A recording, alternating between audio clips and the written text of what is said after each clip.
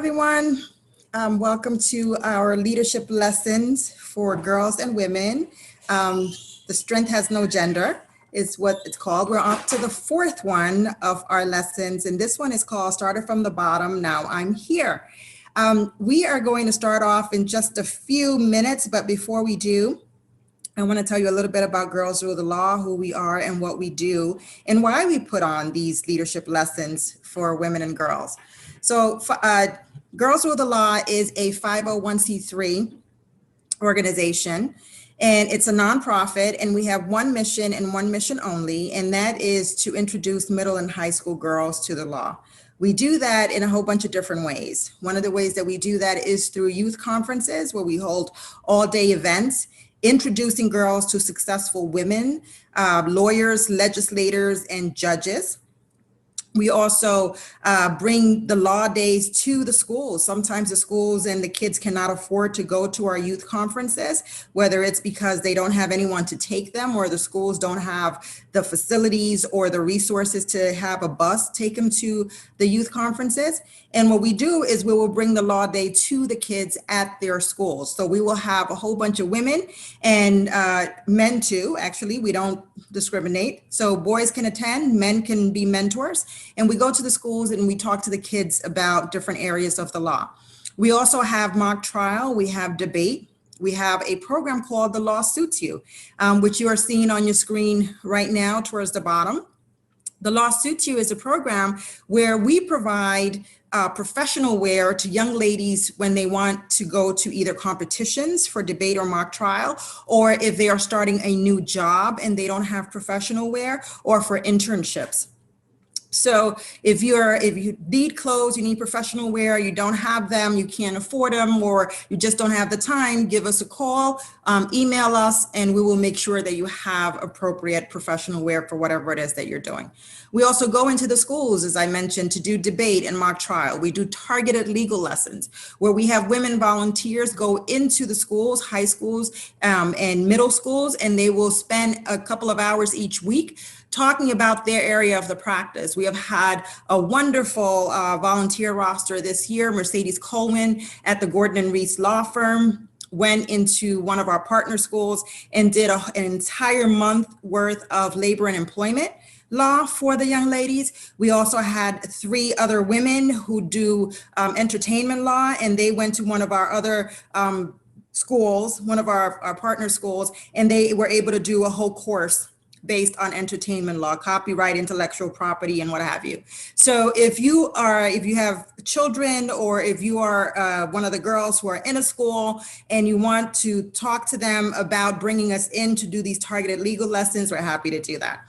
I personally am Mirna Santiago, and I am the founder and president and CEO of Girls Rule the Law. I started Girls Rule the Law in 2016 because I saw the need for diversity within the legal profession. And I also saw the fact that a lot of our young ladies didn't really know how to get into the areas of the law. They didn't know what it took to become judges or to become a legislator, or even just to get into law school. So that's part of what we do at Girls Rule. So today for our fourth lesson, it's called Started from the Bottom, Now I'm Here. And we have 3 wonderful ladies who are going to be speaking to us today. The first is Cynthia Camacho, who is a partner at Malapero, Prisco, and Klauber. The second is Mirtha Sabio, who is general counsel for the office of the Bronx Borough president. And the third is Rosa Yaghmour, who is senior counsel for Google. Now, obviously, I'm just going to give you a snippet of these ladies' bios, because if I was to tell you their entire bios, we'll be here for the hour. So I'm going to let them tell you in a little bit about themselves, but I'm just going to tell you a little bit about them now briefly. Cynthia Camacho is an experienced litigator with more than 12 years of experience defending property owners, not-for-profit organizations, and contractors. Her litigation practice encompasses general liability, which she'll tell you what it is, premises, construction, labor law, and products liability. Additionally, Ms. Camacho has extensive experience advising clients on matters related to negligent supervision and lack of security claims. She has been recognized for her outstanding work, and she will tell you about what it took for her to get to this point in her career. We're going to have a conversation about that and the schools that she went to. Our second lady is Mirtha Sabio. She is general counsel for the office of the Bronx Borough President. She is an attorney with over 20 years of experience. And throughout her career, Mirtha has learned invaluable skills in various legal and business environments in the New York metropolitan area. She serves as the general counsel for the Bronx Borough President, Ruben Diaz Jr., where she navigates and advises the borough president and senior leadership staff on agency matters related to housing and education. Last, we have Rosa Yaghmour, who is senior counsel to Google. Rosa is based in Mountain View, California. She provides product counseling to challenging and unique legal issues related to software and hardware product development. She has spent 5 years at Google, first at Google X, then she moved over to Loon, and now she is back at Google. Rosa, like myself, was born in Honduras, and we'll hear a little bit about her experiences and how she got to this position where she is with Google. So welcome, ladies. So we're gonna start with you, Cynthia. So one of the things that I always tell my girls is to always prepare an elevator pitch, right? And I kind of joke around with them and I say, listen, you know, the person that I want to meet in the elevator is Oprah, right? But let's say you were to meet Michelle Obama or Cardi B or whoever it is that you really like and want to be interested in you. What would you say to them in 1 minute that would encompass everything about you? So let's start with you, Cynthia. Thank you so much, Mirna. It's such a privilege and honor to be here. Thank you so much for the intro. Yes, my name is Cynthia Camacho, and I am a litigation partner at Malapero, Prisco, and Klauber. It's a general liability defense firm. And what I do is I defend companies such as construction companies. I defend private schools. I defend gyms. I defend shelters, nursing homes, not-for-profit organizations, rehabs, detoxes, and I defend all these entities in lawsuits stemming from accidents or incidents or altercations where people say that they were injured or where they say that their property was damaged. And basically this involves me speaking to a lot of clients and taking the case from inception to trial. And that consists of a lot of court appearances, a lot of deposition appearances where I have to take witnesses' depositions and assess their credibility. And it also involves me going to trial and arguing motions before a judge and being in the courtroom setting and presenting to a jury. It's a lot of writing, it's a lot of arguing, but it's all in the interest of my client or my firm's client. And the thing about litigation is it's constantly moving and it's constantly different. Like my days are different every day. Like one day I'll do a deposition, one day I'll be in court, one day I'll be in the office doing a motion. So every day is different for me. It's funny because a lot of people will be like, oh, can I meet you for lunch at 1 o'clock? I'm like, yeah, my lunch is different every single day. Every single day is different for a litigation attorney because it depends on the case that you're working. It depends on the venue that you're in. If I'm in the Bronx, I'm going up to the Bronx. If I'm in Queens, I'm going to Sutton Boulevard. So every day is different, and it's very exciting to be a litigation attorney. Thanks.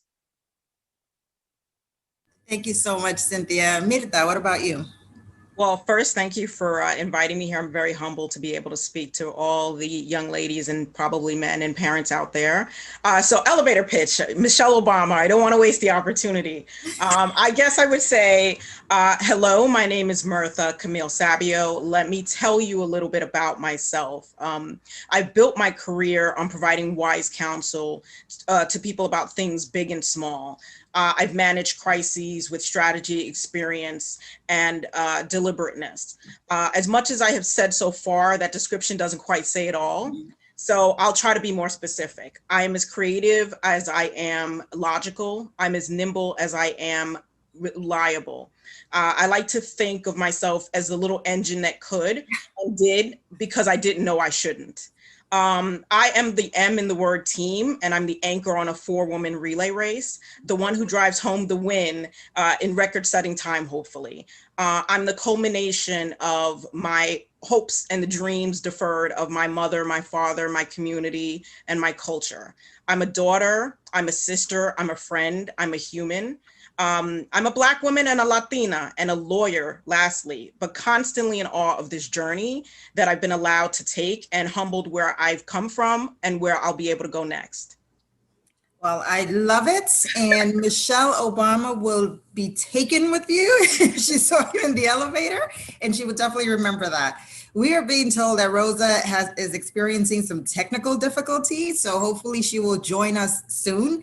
But, you know, Cynthia and Mirtha, or Mirtha, as you pronounce your name, I don't mind having a conversation with you too and continuing until Rosa gets on, if you don't mind. Sure. Okay, great. So the next piece to the elevator pitch of the intros is just to tell the young ladies who are on something about you that people would not know, right? Like for me, my fun fact about me is that since 1989, and yes, I'm dating myself, but since 1989, my family, which includes 5 kids, my mother, my dad, aunts, uncles, cousins, as they've been born into the family, every New Year's Day, we get together and we do karaoke. And my husband likes to make fun of us and says that, you know, we're killing the dogs out there with our singing, but we love doing it. And every year we do it for a couple of hours, and it's a great time. And the family comes over, you know, they practice for months to try to get into the karaoke thing. So let's starting with you, Cynthia. What is your fun fact? One fun thing about you that no one would know?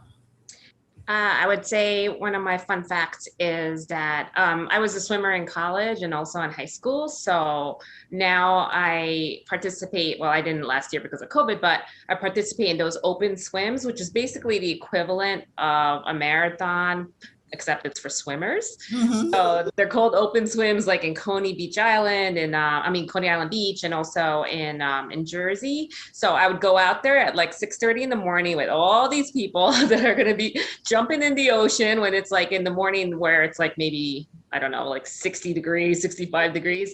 And and we swim for like a mile or two. It's an event. And I came in second place last time, which was a couple years ago. But I'll be doing it again now that COVID's over. So Very nice. What about you, Mirtha? So I write creatively. I've written since actually law school. I think it was a way to cope with the stress, as you girls know. I just started writing to fill the time, so I wasn't just reading law books. And I managed to write several manuscripts and do some screenplays, and kind of have had screenwriting software in my computer. So every time I would get a little stressed, I would start to just create characters, because I think law is one of those things where sometimes you have cases and the fact pattern lend themselves to stranger than fiction. Mm-hmm. So I just started using that and sort of trying to bend that creative muscle, if you will. So I have a couple of things in a pipeline that I'm thinking about putting out into the universe now that I've reached a certain space, and I'm always still trying to create, but it's definitely a wonderful outlet for me to sort of have a little bit of a balance in terms of between work and family, and something that's just for me, actually. I love it, love it, love it, love it. Okay, so we're talking about starting from the bottom. Now we're here. So we've done the icebreaker, which is all very light and fun. And for me, at least, you know, when you're talking about starting at the bottom, it's kind of heavy.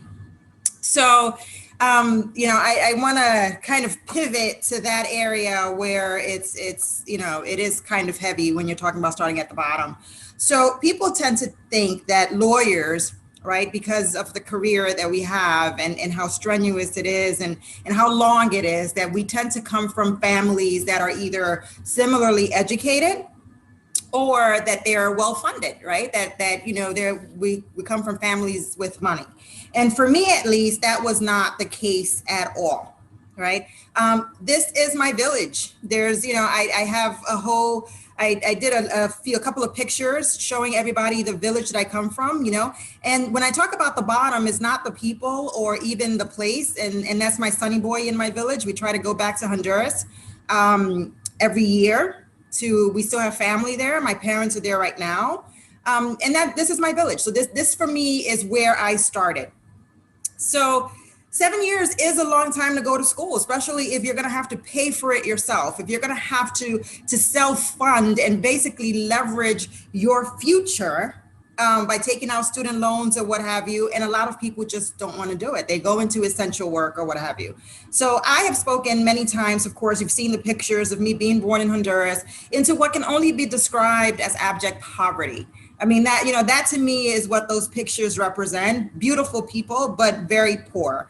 You see the little girl with the basket on her head, and she can't go to school because she has to help support her family. And that was us as well. I've written about that as well, about us having to go and pick mangoes off the trees and try to sell them to help my grandmother put food on the table. I've spoken about not having shoes to wear because, we grew up with my grandmother. My parents were here. They were undocumented. And we just, we didn't have shoes, so we couldn't afford it. So my parents also had elementary school education. So when we came here, right, we got out of that abject poverty in Honduras and came here, but we were still poor because they weren't educated, right? So we went to live in the projects. They were essential workers. My mother was a home attendant. My father was a mechanic. And they worked a lot of hours. So my siblings and I were basically latchkey kids. That's what we would call them now. Kids who just basically grew themselves up. They took care of themselves.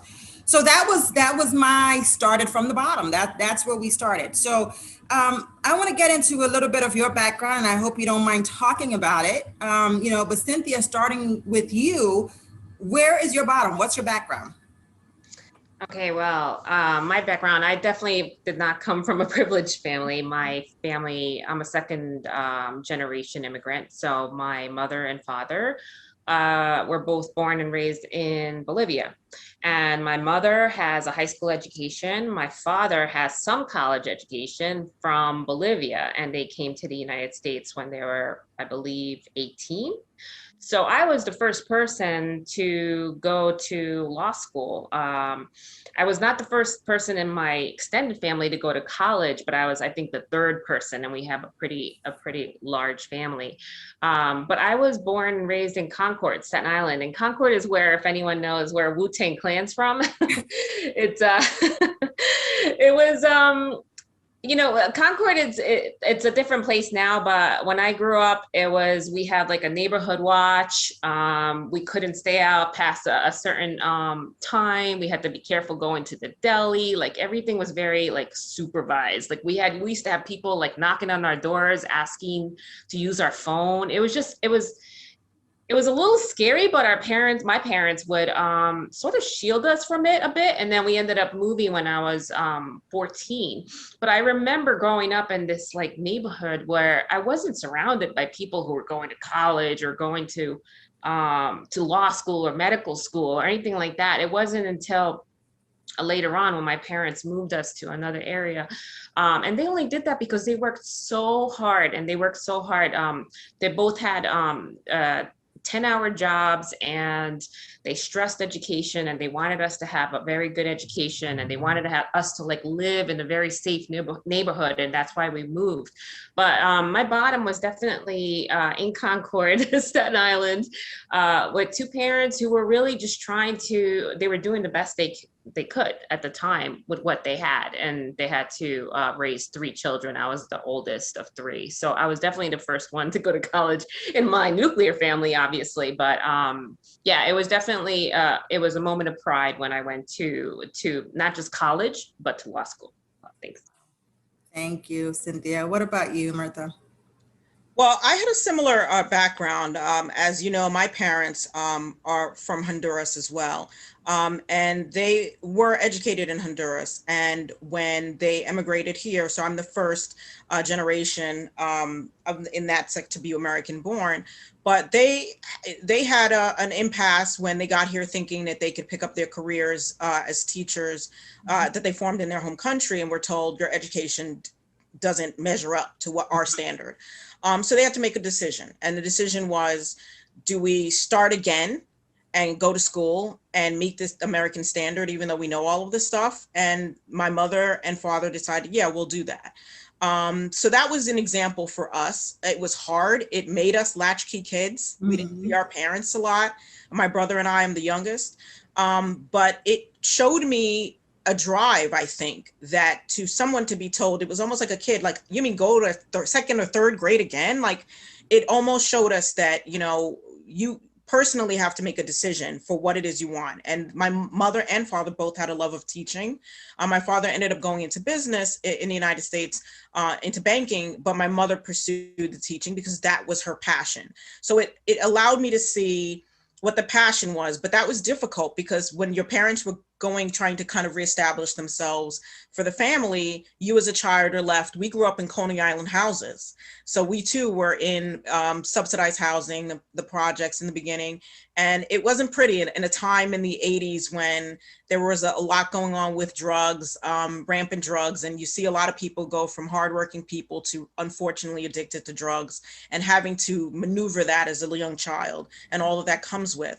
And like Cynthia, my parents ultimately moved when I reached about 14 to a better neighborhood through their hard work. But it just showed me that you have to keep moving forward. And you have to pursue what it is your passion, because you may settle for the right now, but eventually it may haunt you and it's going to be hard, but you just have to keep trudging through in order to get to the other side. So I would say that was my bottom, if you will, you know, in terms of not having the outings and the togetherness with the family. They tried as much as they could in the times when they weren't in school, but it definitely was a respect for hard work and really pulling yourself up as much as you can by your own bootstraps. Yeah. And I just want to tell everybody who's on as well is that, you know, we're not coming from a place of elitism when we talk about what our bottom is. We're just talking about where we started and the difference, right? The changes that our families have gone through. Like for me, when I look back at my life in Honduras and when I go back every year, it's from a place of pride where it's like, wow, I've done so many things that are different from what my mother did or my grandmother did, right? So now we're here. So how do we get quote unquote here? So I want you ladies to tell me a little bit about your journeys, right? What was your aha moment, for instance, where you said, you know what, I can go to law school. I could actually be a lawyer. I can do something different from what I'm seeing, right? For me, I have to say that I was fairly old, you know, by I guess not objective standards, but I was maybe in high school. And my sister, my oldest sister is 5 years older, and she lucked out and got a counselor who was very helpful to her, because my father had said to us that he wasn't going to put a dime into our education past 18. That once we turned 18, we were on our own. So that's also started from the bottom for me, right? Because it's a mentality, right? As opposed to me right now with my son, I'm always saying, what can I do to help you? Like, what can I do to help you get better? And my father for us was like, when you turn 18, I'm not giving you a penny towards your education.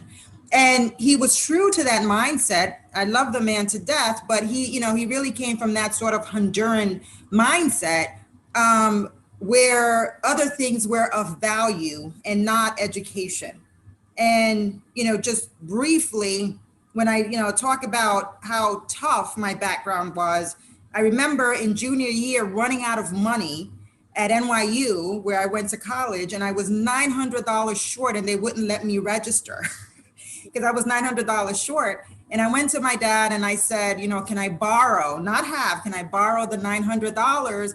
I'll work, I'll put in hours, I'll pay you back the $900. And he said, remember when I told you when you turn 18 that you weren't going to get a dime from me? He's like, this is more than that dime, you're not getting it, right?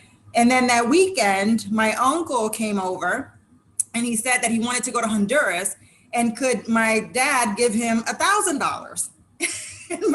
and my father took out a wad of cash out of his pocket and went boom, boom, boom, $1,000 to my uncle to go to Honduras and have fun. And I remember crying that day. I was so angry, right? Like, you know, that feeling of helplessness. And that's really where I started taking out student loans to pay for my education. Up until that point, I hadn't. So I kind of felt like I went into indentured servitude for student loans because my dad wouldn't give me that $900. So, you know, when did it become feasible for you, Cynthia? You know, when did you say, I want to be a lawyer and I'm going to do whatever I can to get to that point? Okay, it became feasible in high school as well for me. I took a law course, and in high school when I was a senior, we were given choices to take certain electives. We could take an AP class, and when I took this law course, it was a brand new course or class rather in my school. So I figured I'd check it out, and turned out to be the hardest class. It was supposed to be the easy elective. It turned out to be the hardest class. But my teacher was so impressive. She was so smart, and she was such a good writer. And she just had this way about her where she presented herself in such a confident,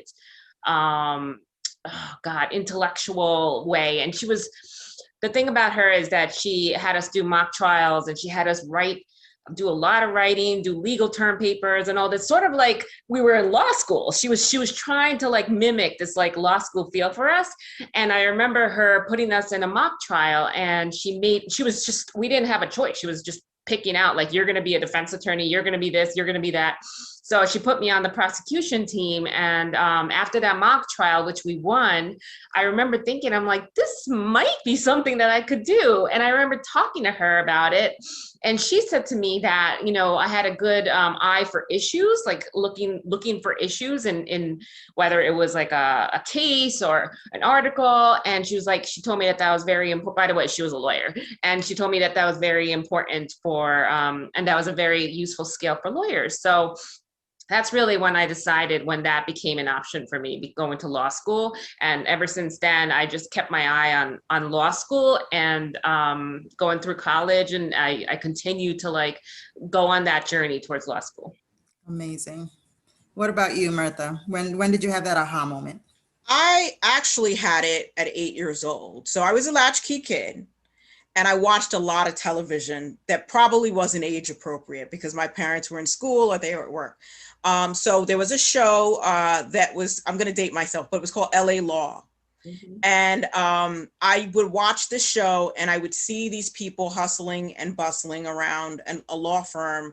And I didn't quite understand what they were doing, but they would have meetings, and they'd be in suits, professional clothes, and they would have what seemed to be important discussions. And I said, I want to do that.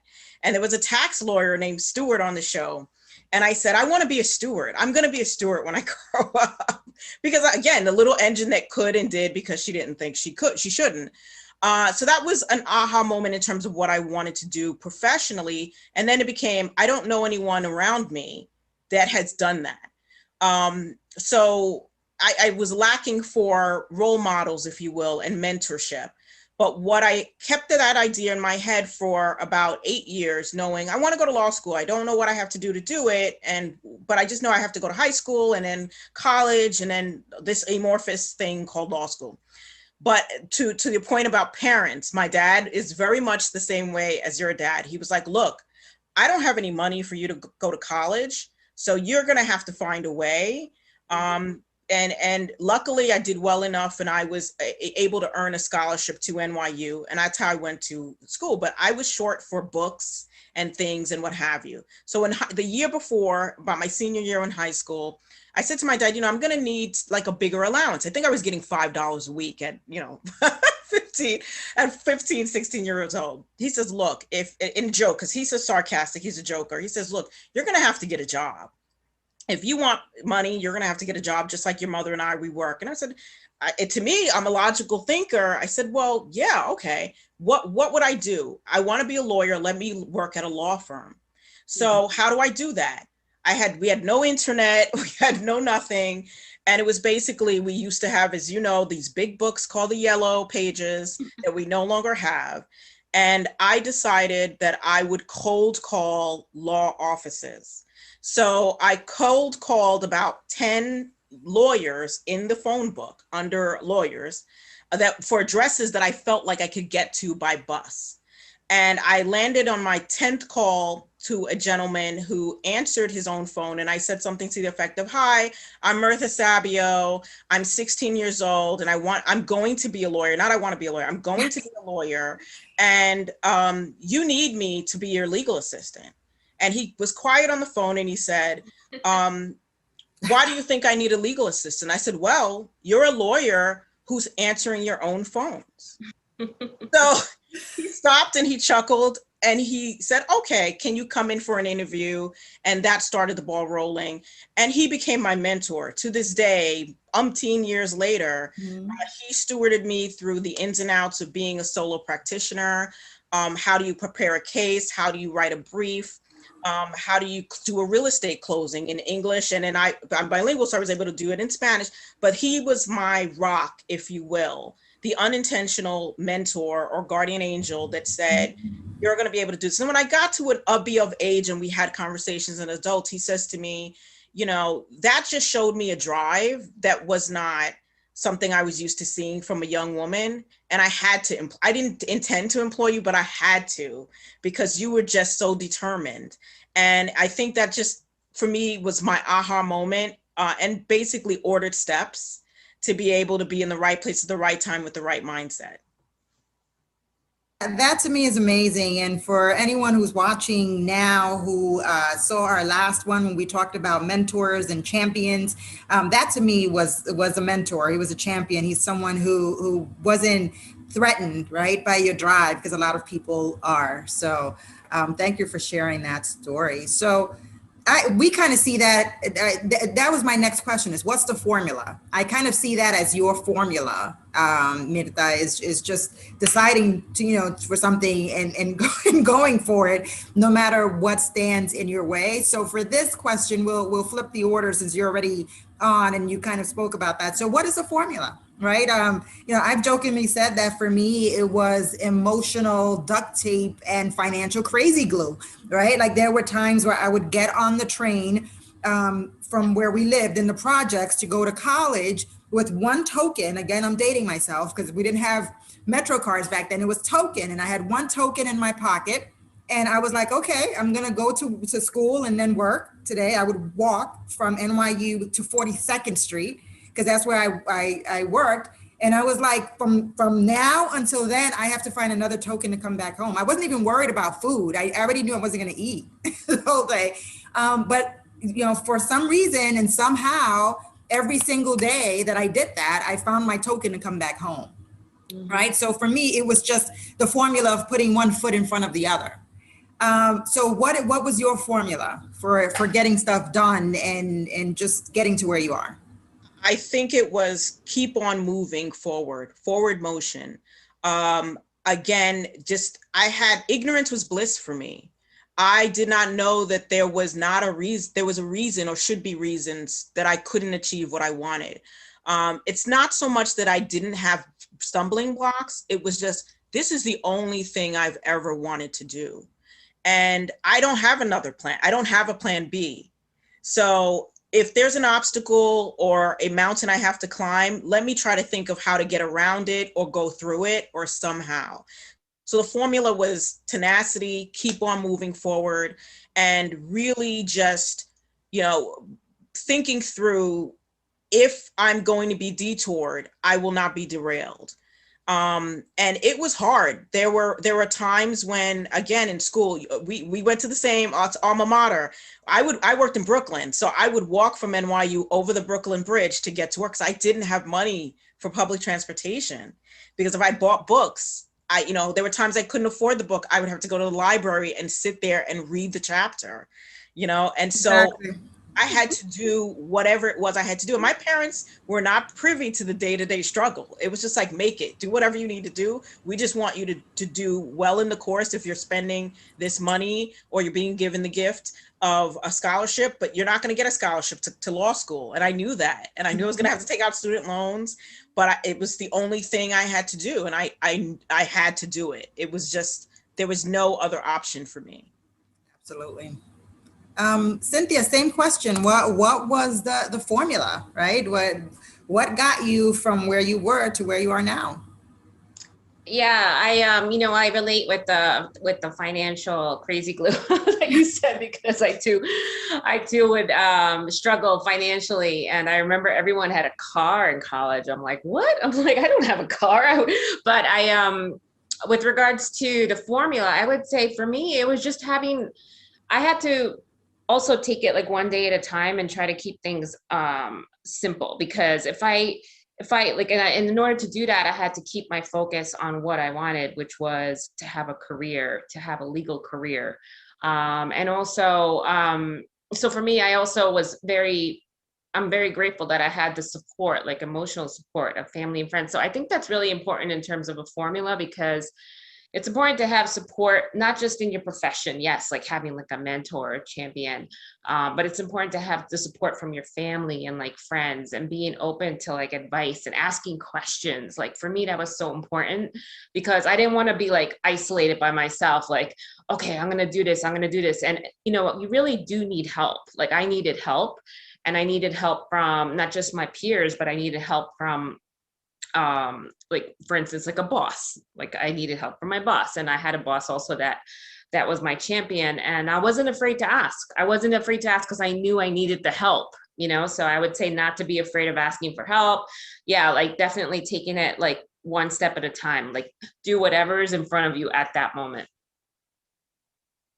To tell you like that's a great that's something good, a great piece of advice about not being afraid to ask for help, because I feel like growing up where I felt like I had to do everything on my own, I kind of grew into the habit of doing everything on my own, right? And I got afraid to ask people for help.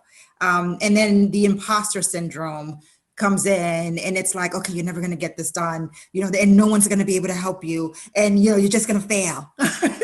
And you just kind of have to try to push it out of your head and keep going, right? So sometimes it's important to be able to just ask for help, right? So if, again, for the women out there listening, the young ladies, I have to tell you, anyone who emails me, anyone who calls me, whether it's, I need help finding a job for the summer, whether it's I need a suit for an interview, whether it's I need, even you, Cynthia, I'm trying to get to the next step in my career. I need to speak on on panels or on continuing legal education. I don't think I've ever told a person no, because I've heard no so much in my life that I don't have the appetite for it. I'm like, okay, if somebody worked up the courage, right, to email, to call me, to seek me out, to ask for help, I'm not going to sit here and say no.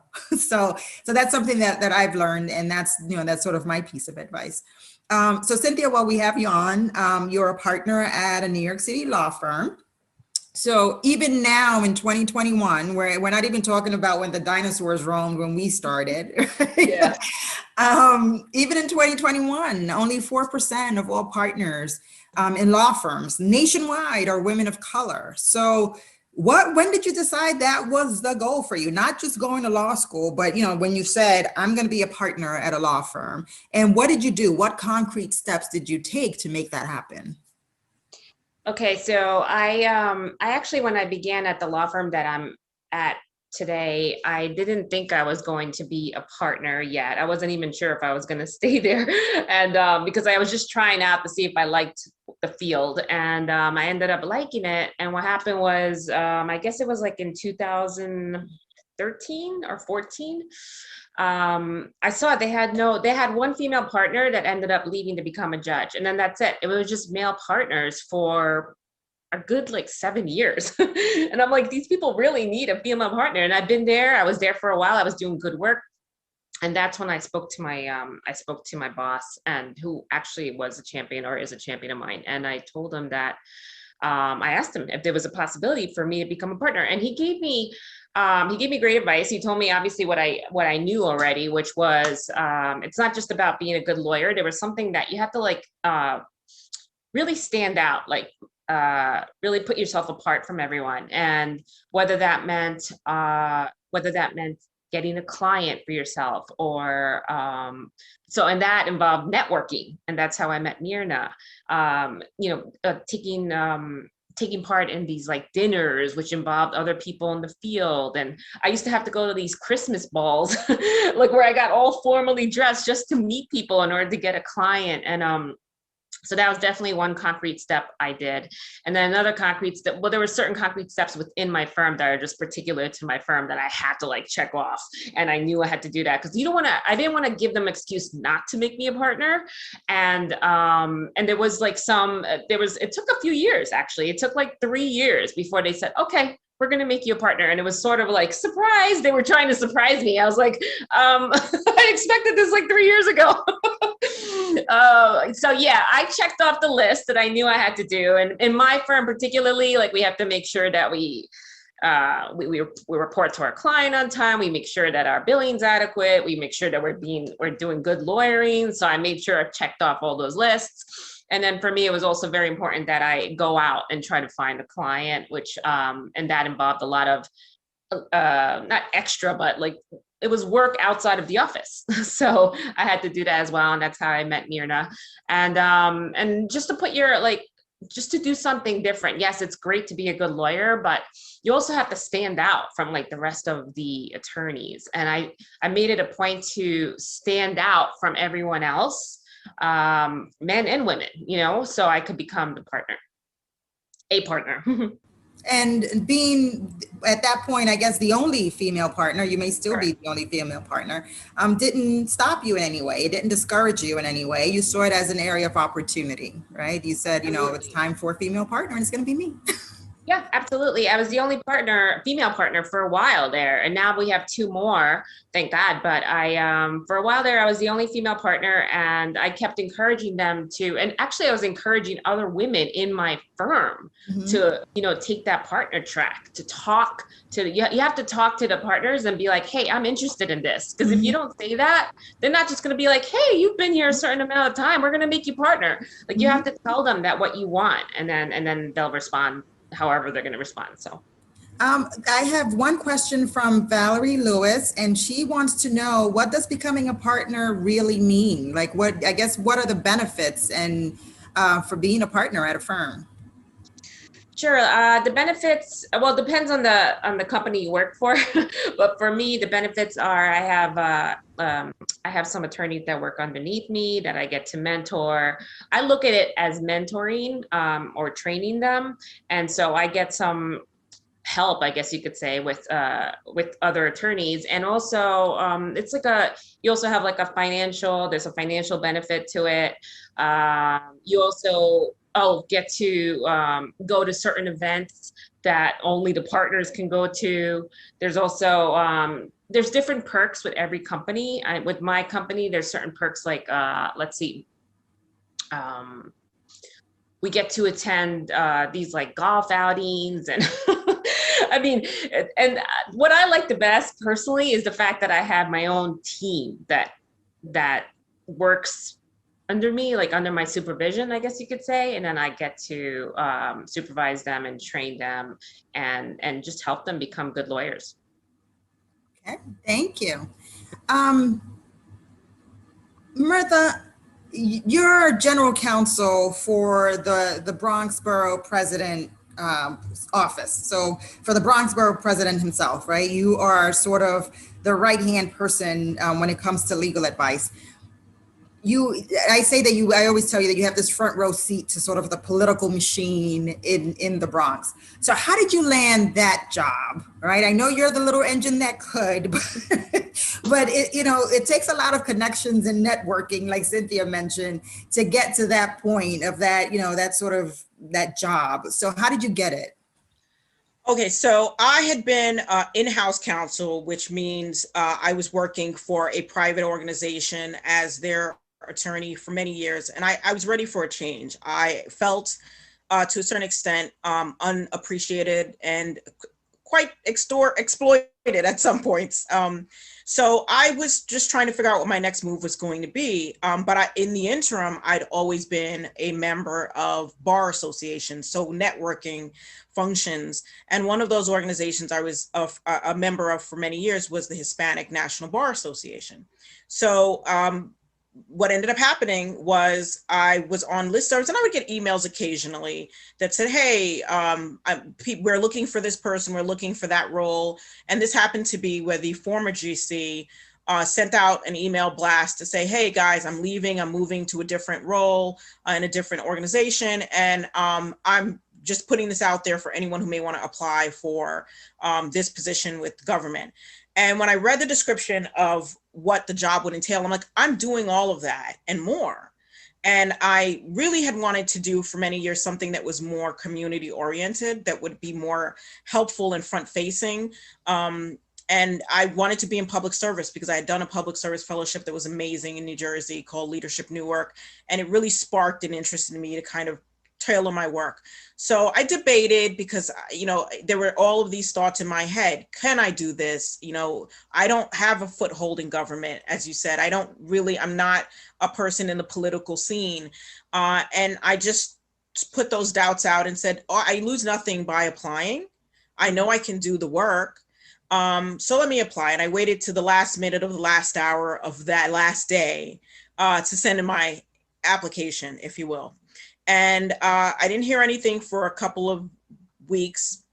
And then I got a call. It said, you know what? Hi, you know, this is the Bronx Borough President's office. We'd love to interview you and come in, if you can come in. And I said, oh, sure. And I was sitting at my desk at work, like getting this call on my cell phone. And I'm like, is this happening?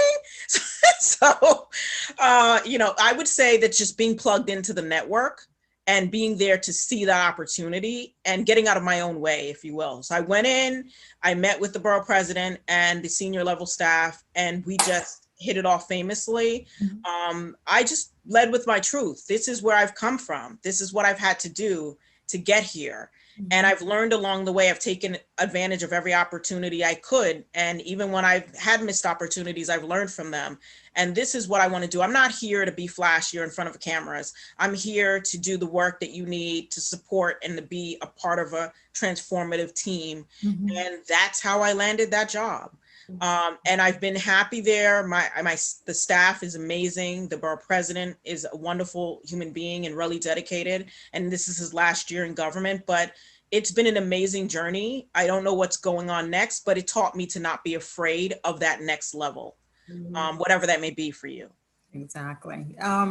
And Mirtha, we have a question, and I'll ask you from Joy Dingle. And it says, one challenge that women of color in the law face is the pressure to assimilate. What advice would you give to up and coming lawyers regarding how to embrace their identities as they pursue their careers? Well, I have a workplace that's amazing. I come from an indigenous community. My culture is an indigenous community from Honduras called the Garifuna people. And that was one thing I was asked during my interview by the borough president himself. He's like, are you Garifuna? And I would not have led with that, you know, to be honest. But when he asked me, it kind of shocked me because it let me know he had an ear to the street. And I said, yes, I am, emphatically.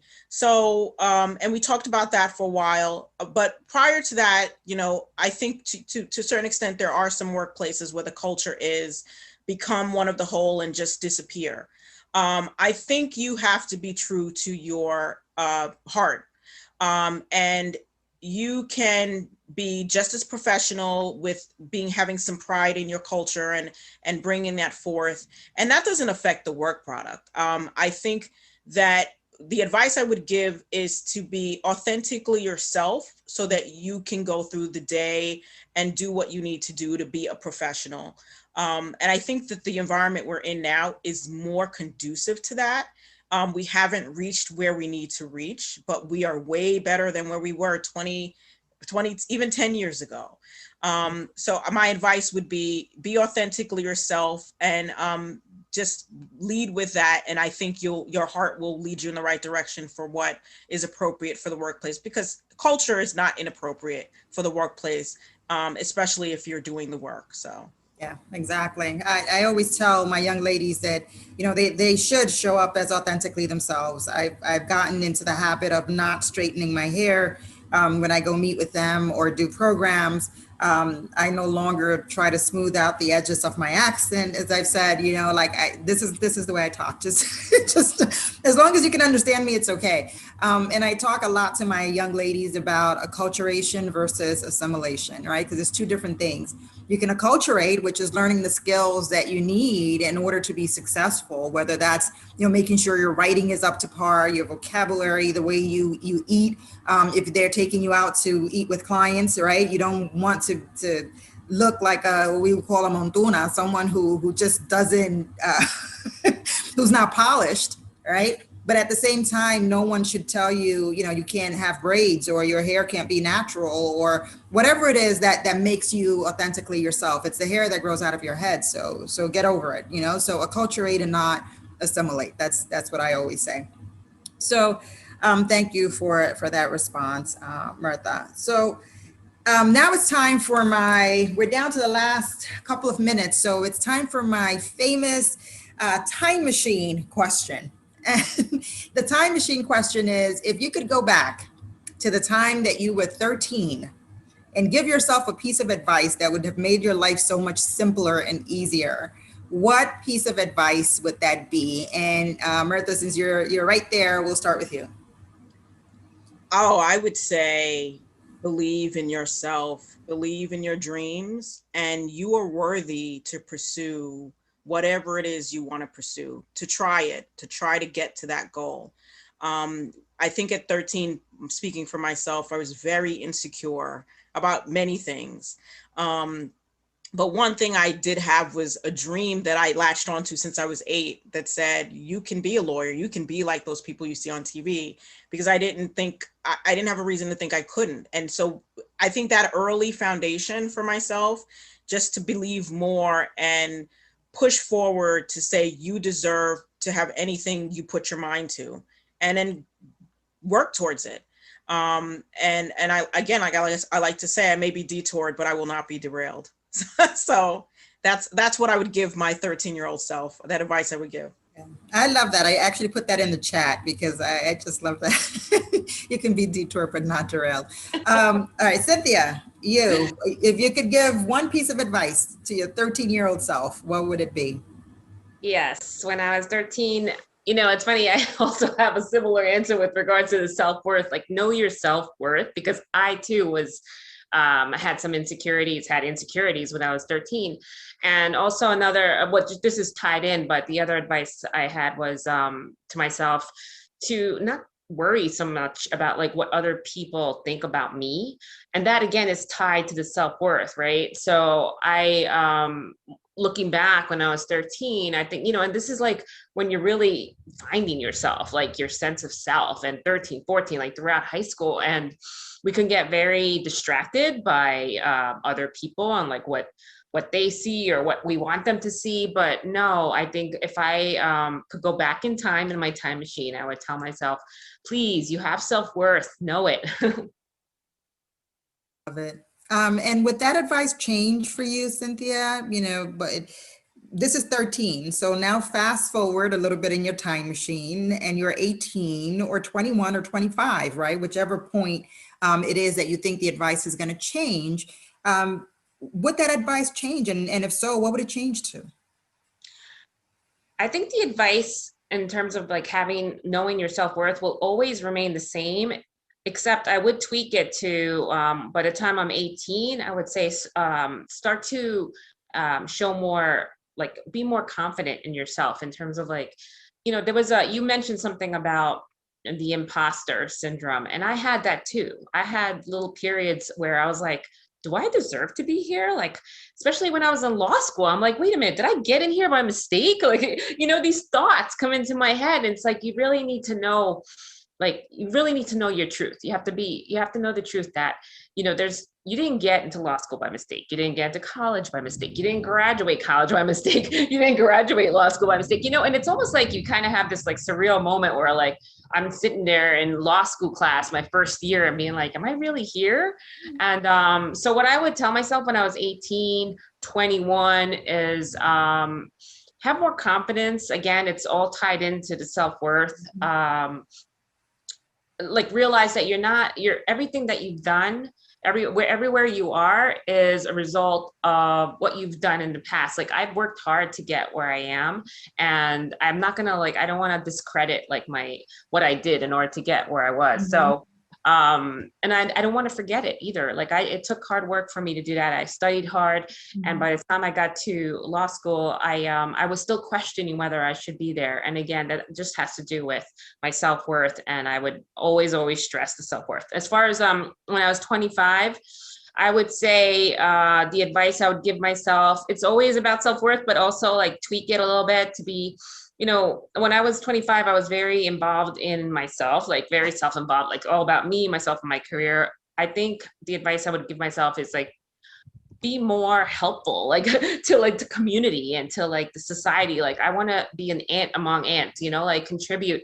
I'm not working in the public sector, and I was never working in a public sector job, but doesn't mean I can't be of service. Be of service to your boss, be of service to my coworkers, be of service to my family, to my friends, volunteer, just be part of the world, be part of the community, and not be so tunnel vision, career, Mm-hmm. And just take part in society basically by helping people, Mm-hmm. being of service. And before I give Mirtha the same question, I just want to make a comment too about the qualifiers that are put on the success, particularly of women of color.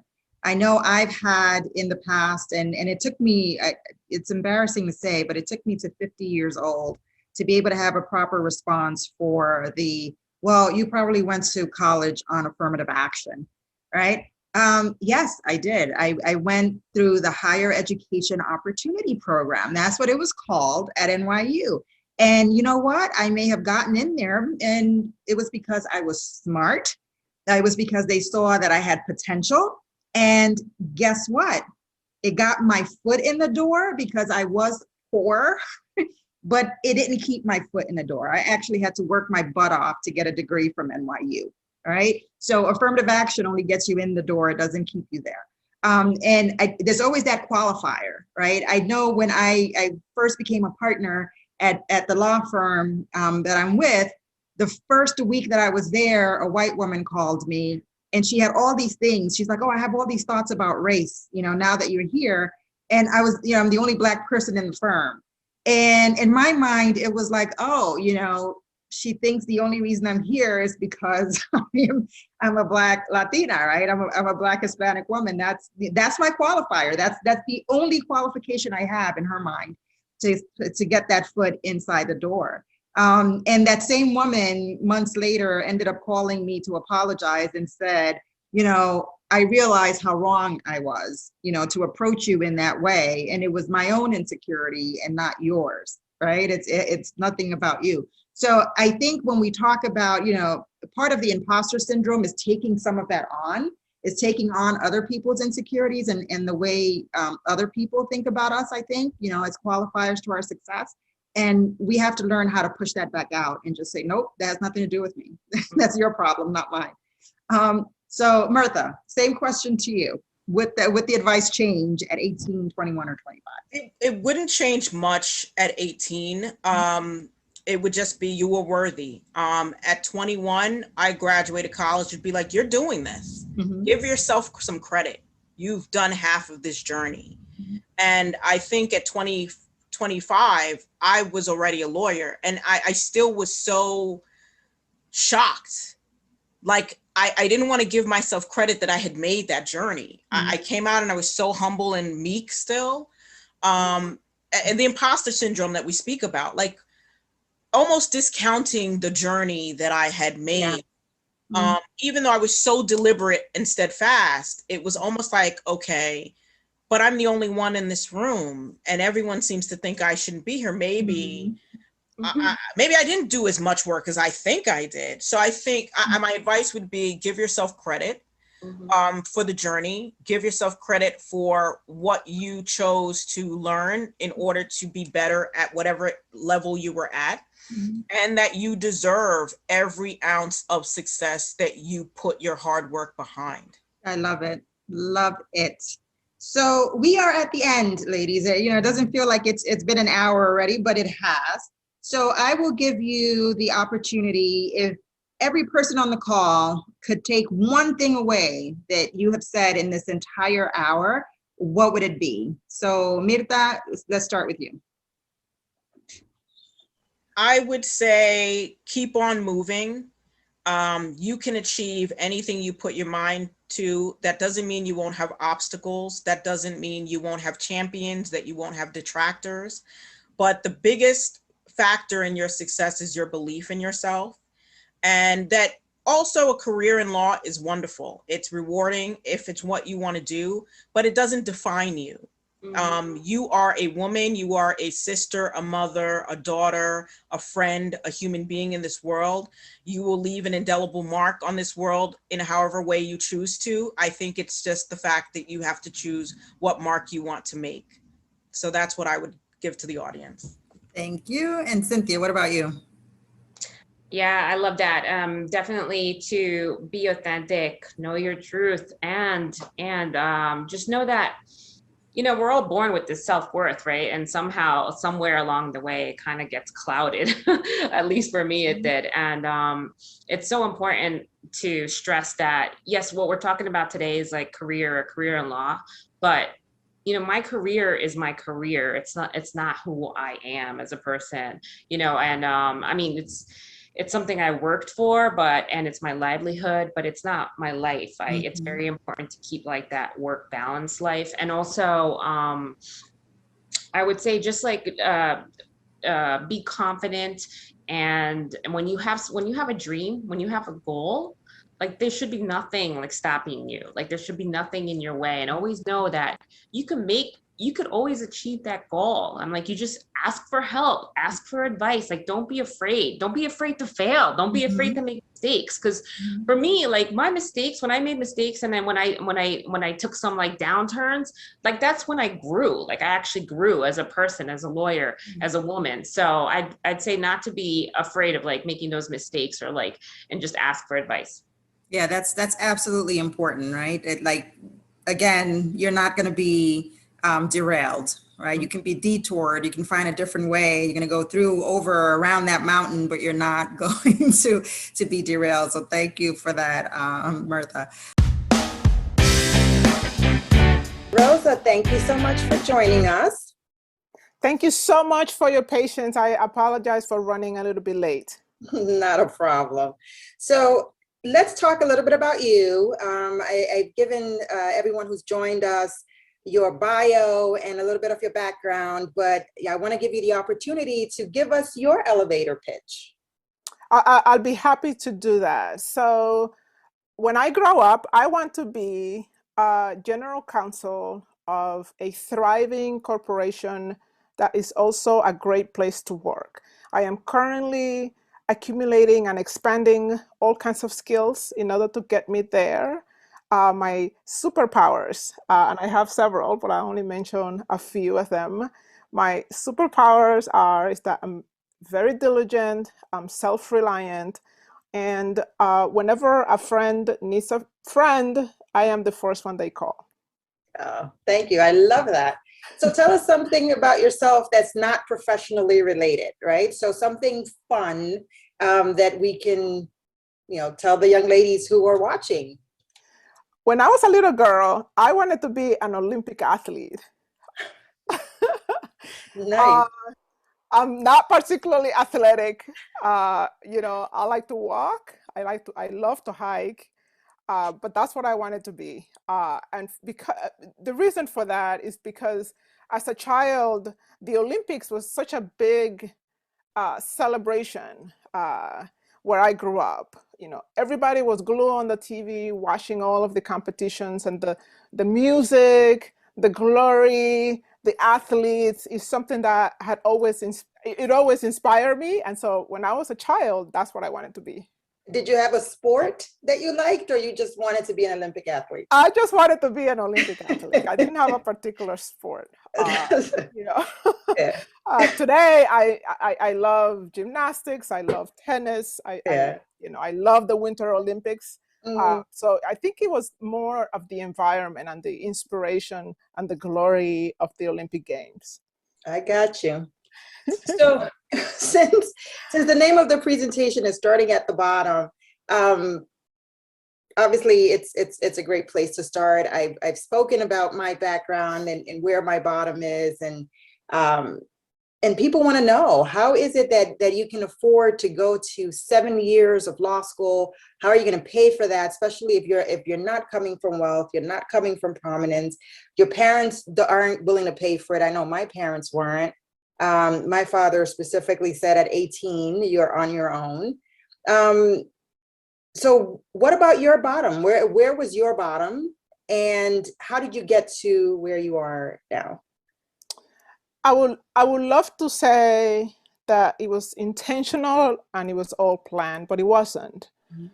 I think I was inspired by my teachers. So when I was in high school, I had a math teacher who took an interest in me and pushed me and challenged me and asked me a lot of questions about what I wanted to do with my life, and recognized that I had all of this talent, but no way of maximizing my potential. Yes. And she was the one to told me about applying to colleges, and she wrote me a letter of recommendations. And so, what I will say is that even though my parents are like your parents, Mirna, very little means, work very, very hard to give us what we needed and keep a roof over our heads. I think they wanted a lot for us, but they didn't know how to do that. And so I had to rely on teachers and, listen a lot and ask a lot of questions and listen to those answers and rely on their generosity and interest in an investment of their time and showing gratitude and just following through. It's just like, okay, well, I need to apply to college by this date and by this other date. And I did, and I got to college, and college just completely changed, I think, my perspective in terms of what I could do and what I was capable of doing. What I realized was that I'm actually a very smart person. I'm very intelligent. I work very hard. And therefore, I understood that there was nothing that I couldn't do if I apply myself. And that's what I did. And here I am. Yeah, and that's important. I think that's important lesson, right, for kids. I've spoken about the fact that my oldest sister, she lucked out. I don't even know if it was luck, a blessing, whatever you want to call it, where she had a counselor who took a real interest in her and was able to give her the tools, right? Like tell her about the higher, the higher education opportunity program at NYU, for instance, that they also had it at Fordham and other schools. And because she was able to get all of that information and knowledge, even when we didn't get it, the younger kids, she was able to impart that on us, right? That's right. So that became, and you find some of those counselors sometimes who just really stick their necks out and find a means to get these kids who wouldn't otherwise get the means to go to school. So that's right. You sounds like you found one as well. Yeah, and what I will add to that is that you hold on to them. Just look around your school, and there are so many people who are invested in you, even though it may not look like that. And sometimes you click with one person or you click with another person, but find that person, find that one or two people, and just hold on to them and follow their counsel. Just do what they tell you to do. Yeah, because they really, I think this is it's such a rewarding thing for them to do, to see you thrive in their counsel. Yeah. But so when was that aha moment for you? Because Mirtha and Cynthia have spoken about what their aha moment was. Like, what was that moment where you finally said to yourself, you know what, I can actually do this, I can be a lawyer. I think, I will say, I always, looked up to people. And, this is where having role models is so important, because you can see and imagine who you can be. And I think that, my teachers in high school were my role models. And then I got to college. and I learned all these other people around me that I could be like. And at the time, for me, I have an engineering background, and at the time, a lot of the engineers were going on to do MBAs, which is business, is a master's in business administration. And I thought, okay, well, what if I do something else? What if I go to law school instead? Like, what is that going to look like? And again, I don't want to sound like this was all planned. I think at the time, it was a little bit of insecurity on my part. It's a little bit of, how do I distinguish myself amongst all these super smart people? And I thought that the law degree would be different because there are very few engineers who go to law school. And I thought, okay, this is how I can be different from everybody else, all these other super smart people. So again, it was a little bit of insecurity that got me there. But it was also, you just, the Olympics, just going back to the example of the Olympics, you just aim very high and you have only a moment to prove yourself, and then you just grab it and you hold on to it. So that would explain the periodic table that you're sitting under, right? The periodic table of elements for the young ladies who are watching. That's an homage, I guess, to your engineering degree. Yes, absolutely. I'm actually sitting in my daughter's room, and this is our periodic table, and she's trying to learn the entire table. And, for me, stickers, you put stickers on your bathroom, you put stickers on your walls in order to help you remember things. Yes. So, yeah, there you go. I love it. It's great that you're doing that. Very Rosa. So let's talk about where you are. Like, you're here, right? Started from the bottom, now we're here. So let's talk about you're here, and you're here is senior counsel at Google, right? Like, so tell us about that. Spill the beans. How did you end up at Google? First of all, I want to say that Google has been rated the best company to work for the last couple of years. Everything you hear about how wonderful it is to work at Google is true. We have breakfast, lunch, and dinner. We have snacks all over the place. We have massage chairs. We have nap pads, you name it.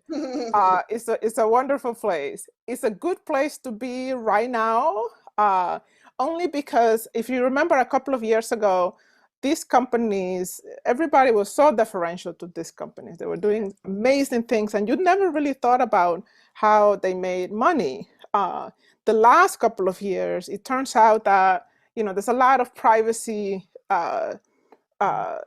issues or concerns in the way we operate these companies. And so, as an attorney, I'm here to counsel my business clients in terms of how do we collect data? What do we do with that data? How do we give notice to the users, right? To you and to, everybody in the audience. How do we get permission from your parents, whenever you want to access certain websites and use certain tools? So I think that, I come from an IP, so that's, intellectual property law background. And so, it's what are the ideas? How do you own the innovations, and how do you enforce your innovations around? And then when you pair that with privacy, how do you protect your data? And how do you give informed consent to the users? When you merge the two, that's what Google does. And that's what I'm doing currently on my position. In terms of how do you get here, you don't have to be an engineer to work at Google. You don't have to be a lawyer to be at Google. There are lots and lots of program manager, lots of English majors. There's a lot of marketing professionals. There are a lot of communication professionals. And so you go to college, you spend 4 years pursuing your interest and, just kind of, growing your mind and opening your mind up, and then you come and apply to a position at Google. It's very selective, but you can do it. You have your story to rely on. You have your story that sets you apart from everybody else. And if you own your story, then you can work at a place like Google. Got it. Wonderful. So the time machine question, right? Yeah. That I love the time machine question, and I think it's very important to give people that, especially by girls who are watching, the young ladies who are watching, that advice that you would give yourself now that you're sitting there as senior counsel, you've arrived to where you want to arrive. And I know that, you know, there's stuff you want to do. You want to be GC, right? So you're kind of halfway in your path. You're not all the way there yet. That's what we say, you know, started from the bottom, now we're here, right? We didn't say, now we're there, now we're here. So if you could go back to the time you were 13 and give yourself a piece of advice, what would it be? I will say, and I've been thinking about this a lot, and when I was 13, growing up in Honduras, there was so much that was uncertain for me. And so I worried a lot. I was always worrying about one thing or the other. And so I would tell myself, it's going to be okay. That's what I will tell myself. Yeah, I like that too. Now, would that advice change at 18, at 21, 25 maybe? Yes. How would it change? Because I didn't have parents who knew a lot about the education system in this country, and they certainly didn't know much in terms of career paths, so-called career paths. What I would tell myself is that just because you major in engineering, it doesn't mean you have to work as an engineer. Just because you go to law school, it doesn't mean that you have to practice law. It doesn't mean that you have to be on trial in front of a bench with the judge and jurors. No, what I would tell myself is that having a law degree, having an engineering degree, having an English degree is just a means for you to expand your horizons and study a particular subject matter. But in terms of career options, you can do so much. It just creates a career path for you to do anything you might want. With regards to the law degree, there are a lot of journalists that have law degrees. There's a woman called Jamie Floyd. She's a woman that works for NPR. She has a law degree. Soledad O'Brien from CNN, or maybe she used to be at CNN. She has a law degree. There's lots of people that if you look them up and you look at their background, they have they went to law school and they're not practicing law. The CEO of Waymo, which is the autonomous vehicles company, that's Google's autonomous vehicles company. The CEO of that company has a law degree, and yet she's running a company. And there are many, many examples. You can do policy work, you can do project management, you can do so much with it. And so I think when I was 18 and 24, I wish I knew that. I wish somebody would have told me that. And so if I had to go back, I would tell myself, just because you're studying all these things, it doesn't mean that you have to end up doing it. It just means that it's creating, opportunities for you in order to make a choice. And it's giving you a background to think differently about different problems that you're ultimately going to be facing in the workplace. Yeah.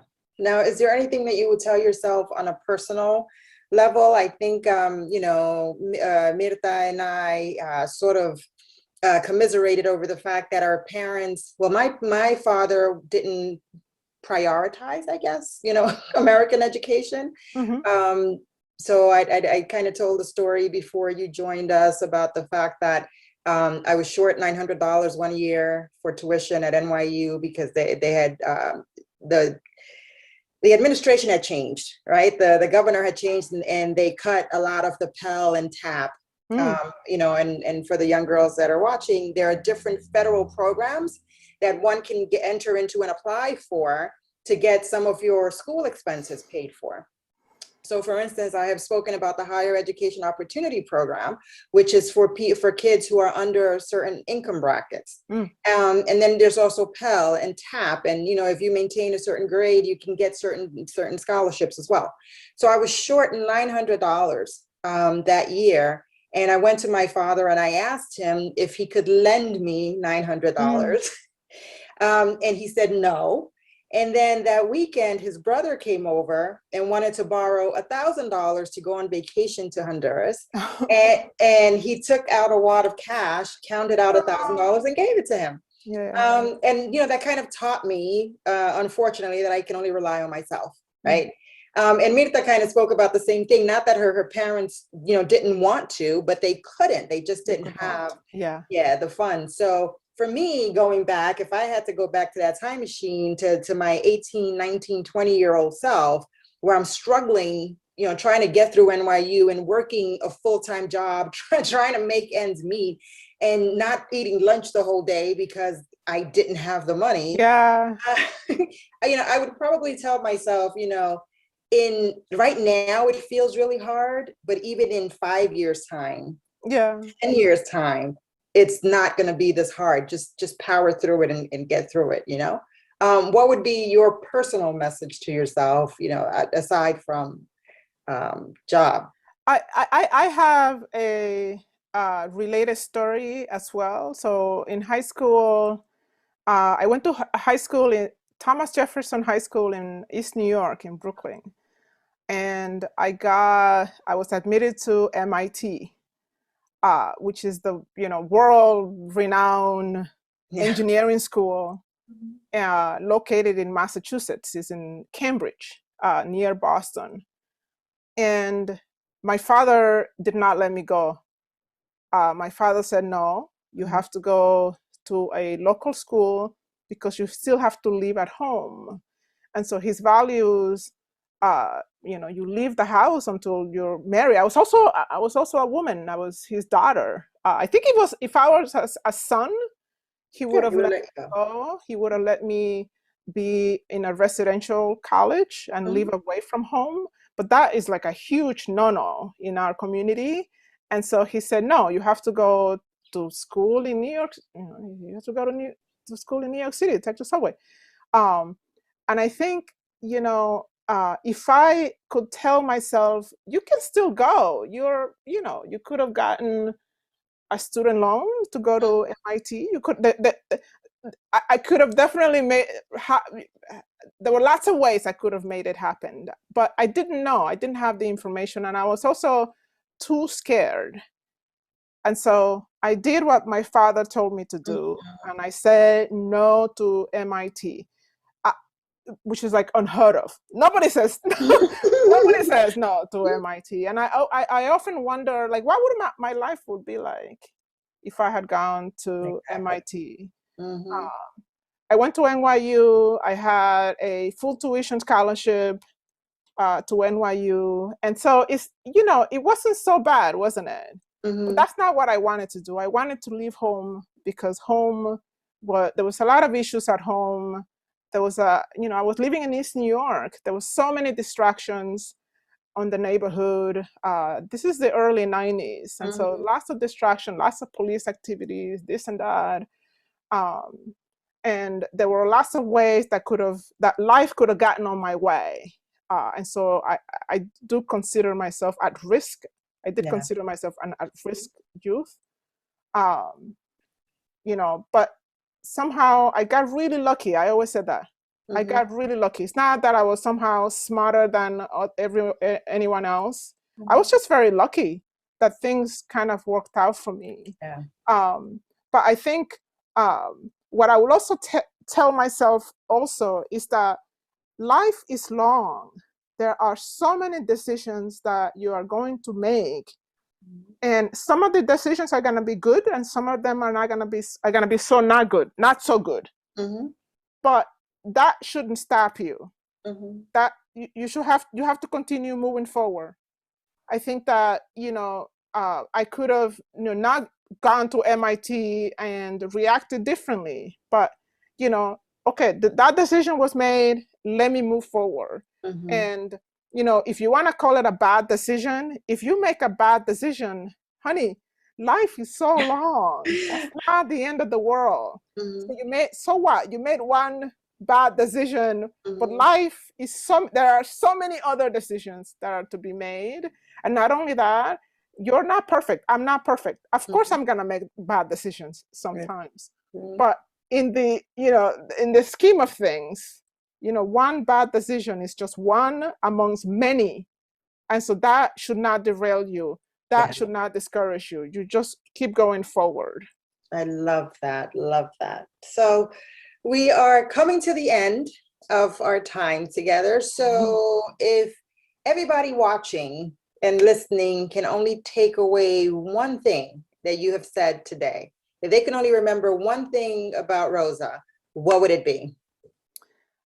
Figure out what your superpower is. Maybe you are a social butterfly. You love to talk to people. You are influencer, whatever. Maybe you love to read. Maybe you're good in math. Figure out what that superpower is. And a superpower means exactly what the word says. Is that one or two things that you are really good at.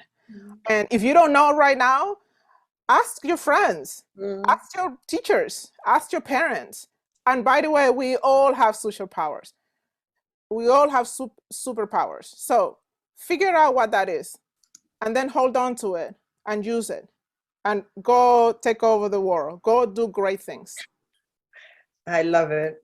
I love it. Thank you so much, Rosa, for spending the time with us and giving us your wisdom, along with Mirtha, Sabio, and Cynthia Camacho for our fourth lesson, leadership lesson for girls and women, started from the bottom. Now we're here.